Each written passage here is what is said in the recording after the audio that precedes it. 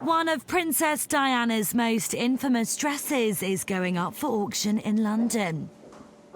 The so-called fairy tale dress was designed by one of Diana's favourite designers, the Emanuels, back in 1986. And it's a very flamboyant, very showy dress. It's a white organza with satin, and it's smothered in rhinestones and pearls and gold embroidery. So it's very sort of royal. But it's also, I think, the kind of dress a little girl, would, if she was thinking of what a princess would wear and she was to sit down and draw it, it would look like this dress. It's very, very fairy tale, very dreamy, very sweet.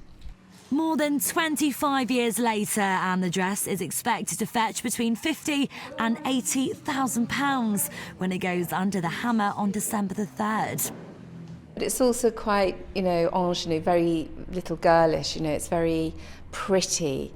The big skirt, the corseted bodice, and in a way it's in the great tradition of royal dresses where you expect to see a member of the royal family.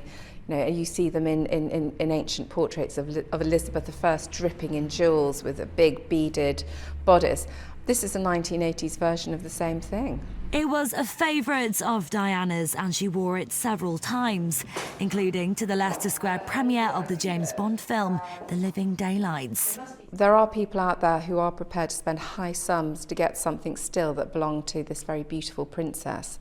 But there aren't many people out there, who have the interest and the money. There are lots of people who love Diana and, they might come and look at it and buy a catalogue. But in terms of actually somebody with the collateral to follow up that dream, not so many. So we have to see. The most expensive Diana dress ever sold at auction was her couture velvet Travolta gown, worn when she famously danced with actor John Travolta at the White House.